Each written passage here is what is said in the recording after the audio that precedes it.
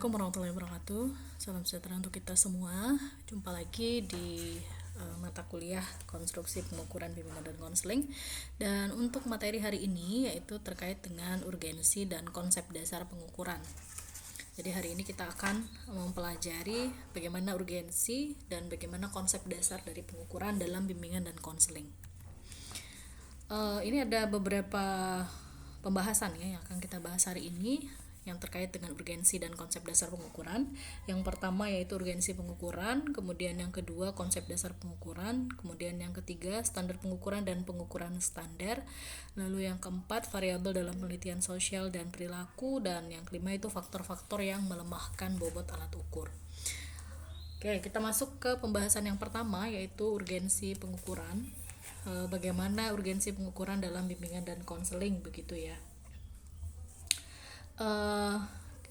Kenapa pengukuran itu penting dalam bidang bimbingan dan konseling ya, khususnya dalam bidang bimbingan dan konseling, karena pengukuran ini adalah suatu bagian dari asesmen gitu ya. Jadi pengukuran itu adalah bagian penting dari asesmen yang tujuannya itu adalah untuk mengetahui bagaimana kondisi, kebutuhan, dan masalah atau konseling atau klien gitu ya. Nah, untuk melakukan untuk mendapatkan atau untuk bisa memahami bagaimana kondisi, bagaimana kebutuhan, bagaimana masalah atau konseling atau masalah dari konseling atau klien itu, tentu itu harus dilakukan pengukuran gitu ya. Dan di sisi lain, hal yang perlu diperhatikan ini menurut Permendiknas nomor 27 tahun 2008 ya, tentang SKAKK, standar kompetensi akademik konselor ya. Nah, di Permendiknas nomor 27 ini di sana dijelaskan bahwa konselor itu diwajibkan untuk menguasai konsep dan praktik asesmen. Itu secara spesifik ada di poin 11 pada penjelasan mengenai kompetensi profesional gitu ya. Jadi seorang konselor itu ya harus mampu dan harus bisa menguasai konsep dan praksis dari asesmen, karena itu digunakan untuk memahami kondisi, kebutuhan dan masalah atau konseling atau klien gitu ya. Nah, kemudian di kompetensi profesional ini di poin 11 itu tadi, salah satu yang yang harus dimiliki oleh konselor itu adalah kemampuan untuk menyusun dan mengembangkan instrumen asesmen yang dapat digunakan untuk memahami kondisi konseling gitu ya. Nah, kalau kita tinjau lebih lanjut, makna dari asesmen itu sendiri adalah melibatkan semua rangkaian prosedur, yaitu pengukuran dan evaluasi untuk mendapatkan atau mengumpulkan informasi tentang diri dan lingkungan siswa. Lalu poinnya tadi ya kita simpulkan. Mengapa pengukuran ini penting gitu ya. Yang pertama yaitu tentu saja untuk memahami kondisi konseling secara objektif begitu ya. Jadi dari poin-poin yang tadi sudah dijelaskan begitu, tentu ini berkaitan nantinya dengan ketika kita melakukan pengukuran, berarti pengukuran itu dilakukan dengan tujuan untuk memahami bagaimana kondisi konseling secara objektif. Kemudian dari hasil asesmen itu nanti itu digunakan untuk menentukan intervensi yang tepat gitu ya. Jadi kenapa pengukuran ini perlu dilakukan?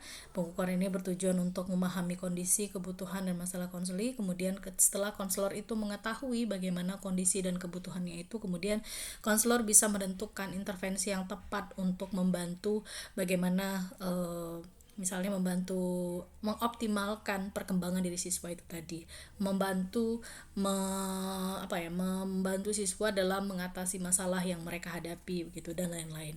Lalu ini juga dilakukan untuk memantau bagaimana perkembangan dari konseling itu sendiri gitu ya. Nah, berkaitan dengan mata kuliah ini, karena mata kuliah kita itu adalah konstruksi pengukuran dalam bimbingan dan konseling, maka poinnya adalah berkaitan dengan pengukuran ini kita akan membuat instrumen begitu ya. Makanya ada poin 11.3 itu menyusun dan mengembangkan instrumen asesmen untuk keperluan BK. Ini ada di mata kuliah konstruksi pengukuran dan bimbingan dan konseling. Kalau yang instrumentasi tes dan non tes itu kan alat-alatnya sudah ada ya. Jadi walaupun ada yang konselor bikin juga gitu ya, tapi setidaknya gitu ya, kalau yang non tes dan tes yang ada saat ini itu alatnya kan sudah ada. Jadi tinggal menggunakan istilahnya begitu. Tapi kalau untuk yang tes kan bekerja sama dengan psikolog kalau misalnya konselornya itu belum memiliki sertifikasi untuk penyelenggaraan tes psikologis. Tapi kalau sudah berarti ya konselornya bisa menyelenggarakan sendiri begitu ya. Tapi kalau belum ya harus bekerja sama dengan psikolog. Nah, itu dalam rangka melakukan pengukuran terhadap siswa, atau dalam ruang yang lebih besar itu dinamakan itu adalah asesmen dalam bimbingan dan konseling. Nah, alat yang digunakan itu ada tes dan non tes. Nah, dalam mata kuliah ini kita akan membuat alatnya gitu ya. Jadi misalnya gitu, guru BK-nya memiliki keterbatasan dana untuk menyelenggarakan tes psikologis misalnya begitu ya. Jadi dia bisa mengembangkan alat sendiri begitu, atau membuat alat sendiri gitu. Nah, itu adalah urgensi pengukuran dalam bimbingan dan konseling ya. Kemudian kita ke konsep dasar pengukuran, kita lihat apa sih pengukuran itu gitu ya. Secara umum pengertian dari pengukuran ini adalah proses yang dilakukan untuk menetapkan angka pada suatu variabel yang ingin kita ukur gitu ya.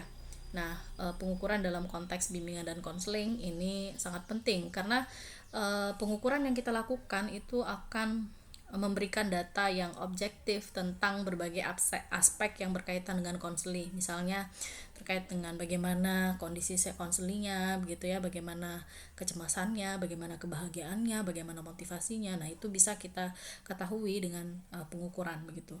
Nah, dalam pengukuran itu sendiri ada 3 elemen penting. Yang pertama yaitu objek pengukuran.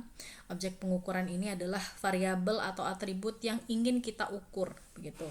Misalnya tadi ada kecemasan, berarti objek pengukurannya itu atau variabelnya itu adalah kecemasan gitu. Nah, kemudian angka ya. Angka ini adalah angka yang kita tetapkan pada variabel tersebut. Dan angka yang ditetapkan dari variabel itu merupakan hasil dari pengukuran gitu. Misalnya kalau kita tadi kita ingin mengukur kecemasan, maka kecemasan itu menjadi objek pengukurannya begitu ya. Terus angkanya ini bagaimana, apa yang maksud dengan angka ini Bu begitu. Jadi kita menggunakan skala kecemasan dan ada rentang dari 1 hingga 10. Nah, angka yang diperoleh dari hasil pengukuran itu adalah representasi dari kecemasan siswa itu tadi. Misalnya siswa milih 5. Oh, kalau 5 itu maknanya apa gitu. Itu adalah angka itu tadi, itu adalah hasil dari pengukuran yang itu menunjukkan bagaimana kecemasan siswa begitu, atau menggambarkan kecemasan siswa tersebut. Apakah kecemasannya itu rendah, sedang, tinggi? Nah, itu dilihat dari angka yang dipilih oleh siswa itu tadi begitu. Kemudian ada sistem aturan. Nah, dalam sistem aturan dalam pengukuran ini memastikan bahwa pengukuran itu dilakukan secara konsisten dan sesuai dengan prosedur. Misalnya, ketika kita ingin mengukur berat badan, maka kita menggunakan alat ukur timbangan dan satuan yang digunakan itu adalah kilogram. Nah, sistem aturan ini juga mencakup bagaimana instrumen pengukuran itu harus diadministrasikan, seperti bagaimana pertanyaan itu harus diajukan dalam skala psikologis untuk memastikan jawabannya itu valid atau tidak begitu. Jadi sistem aturan ini terkait dengan bagaimana pengukuran itu dilakukan secara konsisten dan sesuai dengan prosedur gitu ya. Ketiga elemen ini juga pada prinsipnya gitu ya berfungsi untuk menetapkan angka pada besaran variabel yang diukur, sehingga itu tadi dapat kita simpulkan bahwa pengukuran itu adalah suatu proses penetapan angka atau kuantifikasi pada besaran variabel yang diukur. Oke, kita ke slide selanjutnya. Ini ada standar pengukuran dan pengukuran terstandar. Standar pengukuran ini merupakan pernyataan fisis dari sebuah satuan pengukuran. Jadi saat kita mengukur, maka kita akan menggunakan alat pengukur untuk membandingkan beberapa dimensi suatu objek dengan suatu acuan atau standar tertentu. Jadi pengukuran yang baik itu harus mengikuti standar pengukuran yang tepat gitu ya. Dan standar pengukuran itu sendiri maknanya adalah acuan atau prosedur yang memastikan bahwa hasil pengukuran itu akurat dan konsisten gitu. Yang tadi dikatakan bahwa saat kita mengukur, maka kita menggunakan alat pengukur untuk membandingkan beberapa dimensi suatu objek dengan satu acuan atau standar. Kan kata kuncinya itu ada standarnya atau acuannya begitu. Nah,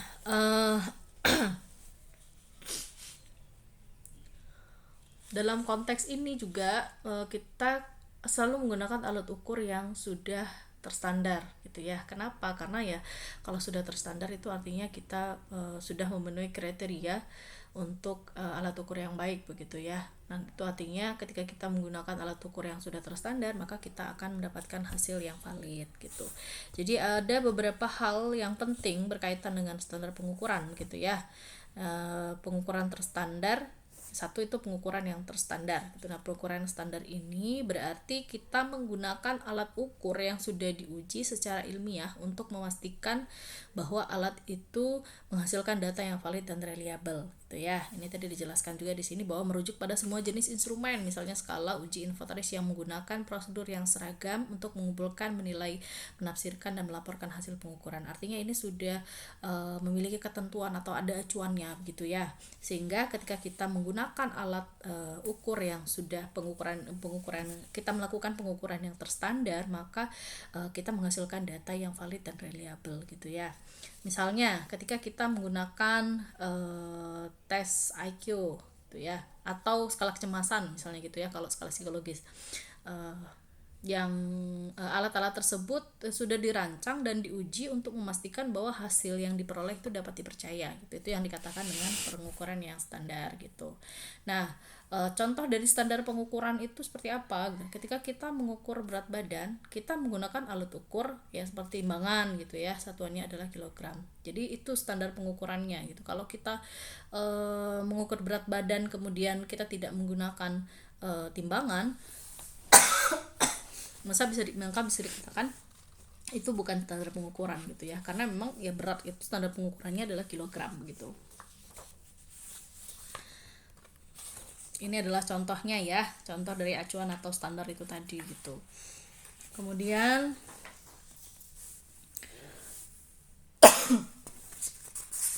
tes terstandar dalam ilmu sosial. Jadi dalam ilmu sosial itu kita menggunakan berbagai jenis tes terstandar. Dan contohnya misalnya ya ada 3 ya, ada 3 jenis tes standar yang umum digunakan, yaitu yang pertama achievement test atau tes prestasi. Nah, tes ini digunakan untuk mengukur pencapaian seseorang dalam bidang tertentu gitu ya. Nah, contoh paling umum dari achievement test ini adalah tes akademik gitu.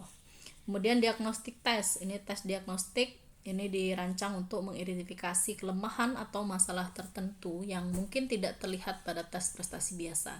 Misalnya, tes diagnostik ini bisa kita gunakan untuk mengetahui apakah seorang siswa memiliki kesulitan dalam belajar membaca atau matematika, sehingga intervensi yang tepat bisa diberikan untuk membantu siswa tersebut gitu ya. Jadi kaitannya dengan tes diagnostik ini adalah kita ingin melihat bagaimana misalnya mendiagnostik begitu ya, apakah siswa itu memiliki kesulitan dalam belajar atau tidak begitu. Kemudian aptitude test atau tes kemampuan, ini tes yang digunakan untuk mengukur kemampuan alami atau potensi seseorang dalam bidang tertentu ya. Misalnya contohnya itu ada tes intelijensi. Tes ini adalah bentuk dari aptitude test yang mengukur kemampuan intelektual umum seseorang. Nah, tes ini bisa digunakan atau digunakan dalam kepentingan misalnya untuk melakukan peminatan dan lain-lain begitu ya. Ada tes minat bakat seperti itu. Oke, kita ke slide selanjutnya. Ini objek pengukuran, variabel atau atribut ukur ya. Nah, pada pembahasan ini gitu ya, kita akan membahas bagaimana variabel yang menjadi objek dari pengukuran. Nah, variabel itu sendiri dimaknai sebagai atribut atau karakteristik yang diukur dalam sebuah penelitian atau asesmen. Dan variabel ini dapat bersifat fisik atau psikologis ya. Nah, fisik itu manifest, itu dapat diamati seperti berat badan, tinggi badan, kecepatan gitu ya. Meskipun kita tidak menggunakan alat, misalnya kita bisa membedakan mana orang yang lebih berat badannya dengan orang yang kurus misalnya begitu ya. Jadi dilihat dari secara fisiknya sudah terlihat kan gitu.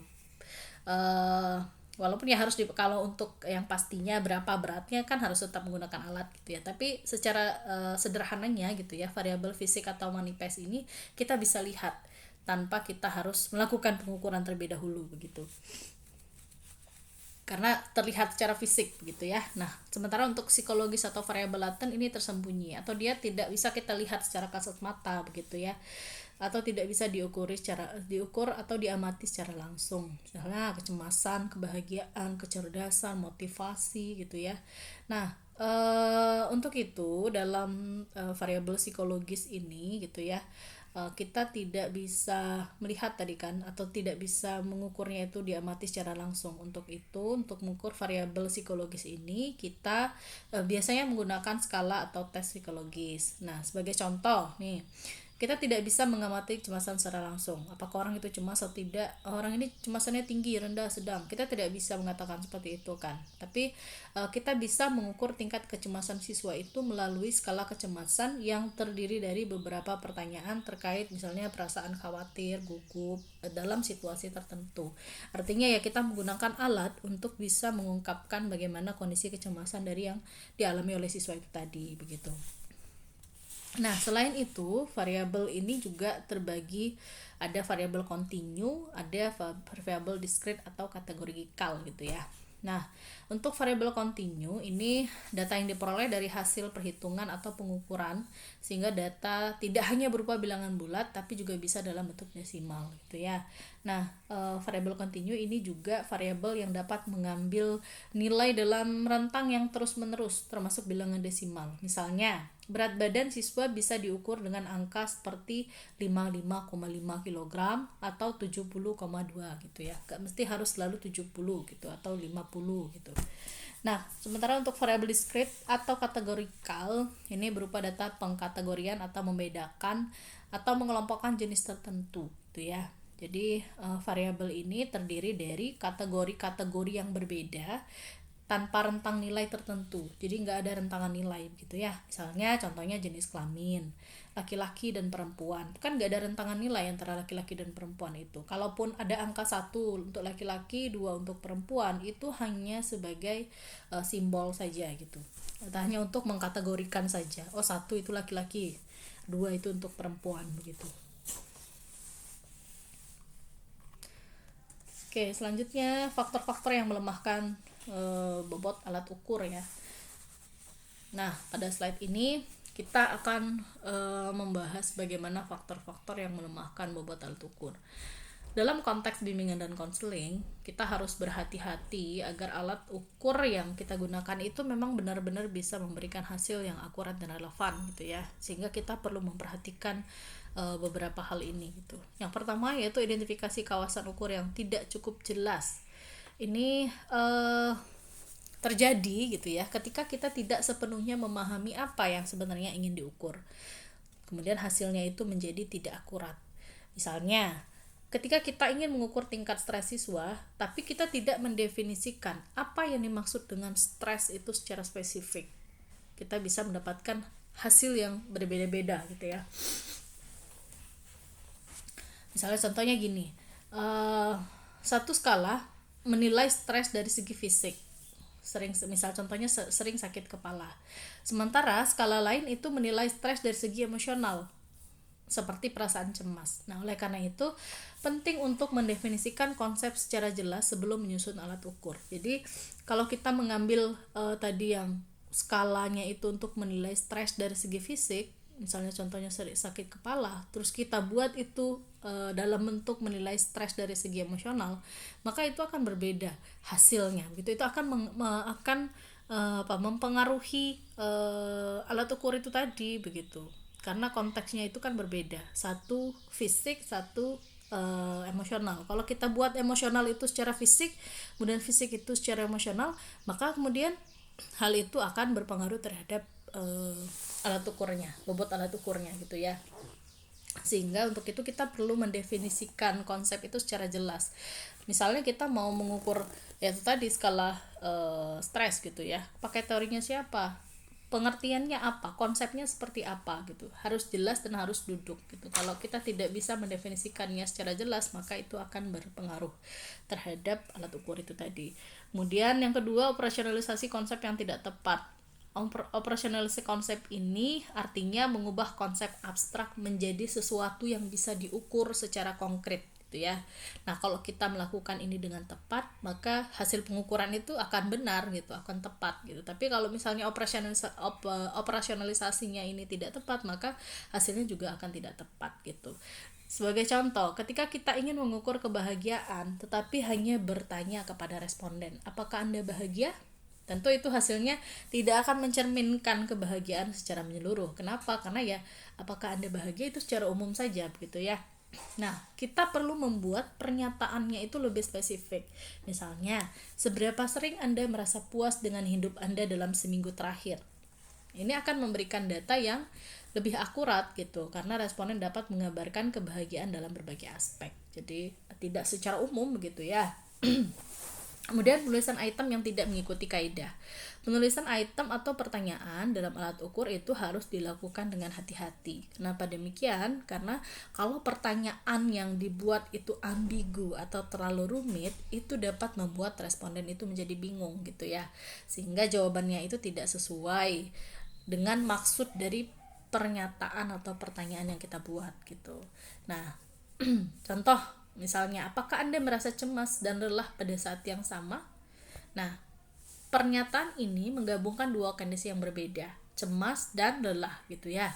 Sehingga sulit untuk responden itu memberikan jawaban yang benar-benar mewakili perasaan mereka gitu. Maka seharusnya gitu ya, pertanyaan tersebut menjadi dua item. Satu untuk kecemasan, satu untuk kelelahan. Jadi tidak boleh digabungkan. Makanya kalau dalam membuat item pernyataan itu ya tidak boleh ada kata dan gitu. Karena kalau udah ada kata dan itu nanti menunjukkan dua kondisi yang berbeda gitu. Sehingga ya bisa jadi dia merasa cemas tapi dia tidak lelah kan? Bisa jadi dia tidak cemas tapi dia lelah begitu. Nah, sehingga kalau ada dalam siswa yang kondisi seperti itu kan dia tidak bisa menjawab pernyataan itu gitu. Kemudian administrasi skala yang tidak berhati-hati. Nah, ini juga perlu diperhatikan bahwa dalam proses administrasi atau pelaksanaan pengukuran itu juga bisa mempengaruhi hasil gitu ya. Misalnya ketika kita memberikan kepada siswa dalam kondisi bising gitu ya, atau di saat mereka tergesa-gesa, maka itu juga bisa berpengaruh terhadap hasil pengukuran gitu. Jadi kita sebagai konselor itu harus memastikan bahwa instrumen pengukuran yang digunakan dalam kondisi yang nyaman, kemudian dalam kondisi yang tidak tergesa-gesa gitu ya, sehingga hasilnya itu kemudian sesuai dengan kondisi dari siswa itu tadi, atau mencerminkan bagaimana kondisi yang sebenarnya dari siswa begitu. Oke, baik. Untuk penjelasan materi itu tadi sudah cukup. Kemudian untuk tugas ya, ini setelah ini silahkan teman-teman mengerjakan tugasnya adalah carilah instrumen pengukuran psikologis atau skala psikologis untuk dianalisis pada pertemuan berikutnya. Jadi minggu depan kita akan melakukan analisis terhadap instrumen pengukuran psikologis atau skala psikologis gitu ya. Oke, baik, barangkali itu saja yang penjelasan dari saya. Terima kasih. Assalamualaikum warahmatullahi wabarakatuh.